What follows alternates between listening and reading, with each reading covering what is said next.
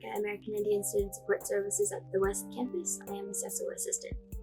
This video is going to be about letters of recommendation. Now, first, what is a letter of recommendation?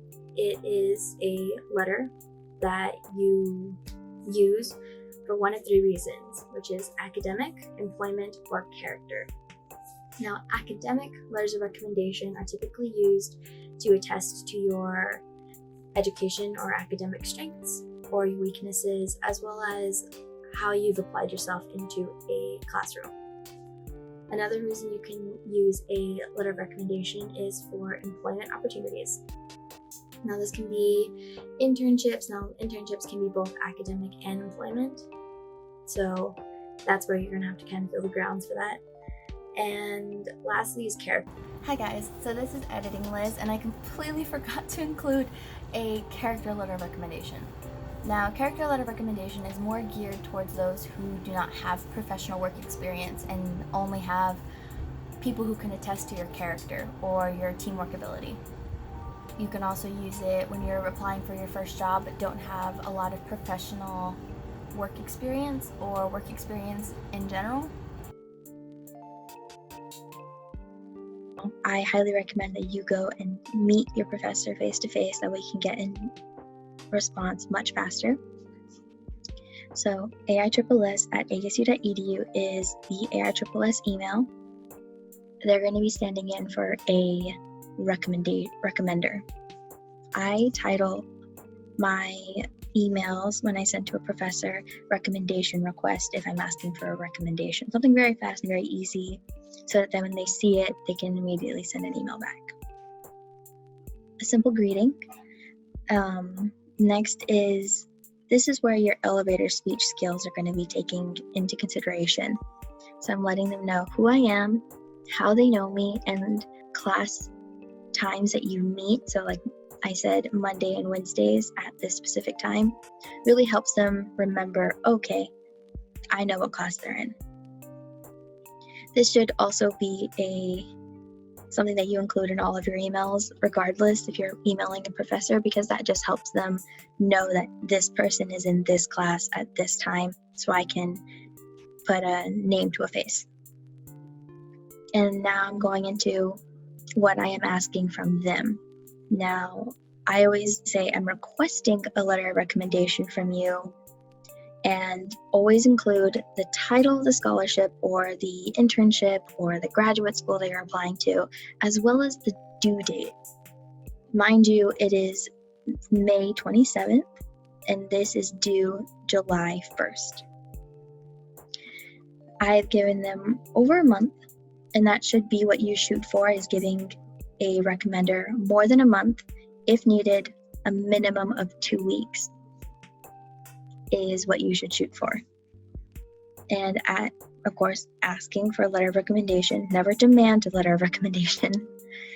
And I always include my resume and a link to the scholarship website. I just put a random scholarship website in, just in case they need to look over it and they have something that they need. This is a bad email example of how to ask for a letter of recommendation. First is, you don't give the recommender any idea of what this is about. You just put scholarship. And two, your description of what's going on isn't enough. It would end up in a longer chain of emails that are surrounding just getting basic information. So you want a letter of recommendation and you're asking this person, can you write one? But you're not telling them when it's due. You do not know what it's for. They don't know if it's for graduate school, a scholarship, an internship, or research. They'll just write a generic one, and that's not beneficial for you as an applicant. One, you need to find a recommender who is relevant to what you're applying for. So I've said this many times, if you're applying for a scholarship, the best thing to do is to ask an advisor or a professor, because a scholarship committee wants to see how you are academically. So, relevance. Next is time. You have to give your recommender time for a month in advance so that they can have enough time to draft something, to revise it, to edit and submit and ask any questions that they have. And when you're asking, make sure you're asking. And not only that, like, let's say the American Indian Graduate Center Scholarship and the Cobell Scholarship. What you actually do is you input a recommender's name and email address, and they send an email directly to them right when you click submit or save. So that gets sent to them directly. Or while you're asking, when you're asking somebody, give them everything. Tell them the scholarship that you're applying for, or the employment opportunity, or whatever opportunity that you need a recommendation letter for. Tell them what it is, why you want to apply for it, and give them the things that you think that they'll need, like a resume if it's a volunteer opportunity or someone who can attest to your character. Give them your resume to let them know.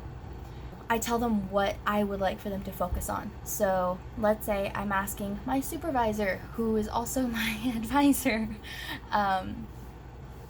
I would tell her all the time, like, hey, I'm applying for this scholarship and it's due in a month. Can you be the recommender that talks about my leadership experience or my community involvement or my academic involvement? Just so that she understands, like, okay, well, I know where to go. When you're asking somebody, be prepared to hear no. Don't get beat up about it. And yeah, those are the two. Relevancy and time. Those are the things that you should always focus on, is if they are relevant to what you're applying for, and do they have enough time to write me a good recommendation letter. Just asking for a regular recommendation letter is like, okay, cool. It's not going to be beneficial to you as an applicant. Always go for someone who can write a strong letter of recommendation. And how do you know the difference between a strong and a weak one? You guys are just going to have to go to the Fresh Drive, which is a Google Drive that I created, and it talks all about my experience as a first generation student trying to find out how financial aid works. And I'm going to put in a little clip here. Financial responsibility and establishing scholarship holdings. And overall, this drive is talking about financial aid and how you can exhaust all of the opportunities before you take out student loans. I am a student that had to take out student loans, and it's not fun. It's not the best thing to do, but it's okay. Here I put out all the scholarships that you can find. I am constantly applying for scholarships, so the ones that I put on the Google Drive are typically the ones that are easier to do, have the best benefits, and if they're bigger scholarships, I promote those ones the most. I also have examples of how to ask for a letter of recommendation, personal statements, resumes, a biographical letter. If you are an ASU student, I do have the ASU Scholarship Portal essays included there. Really, there's no downside of signing up. So there's going to be a link in the description below that can take you to a form so that I can input your information into it. If you guys have any other questions, leave a comment.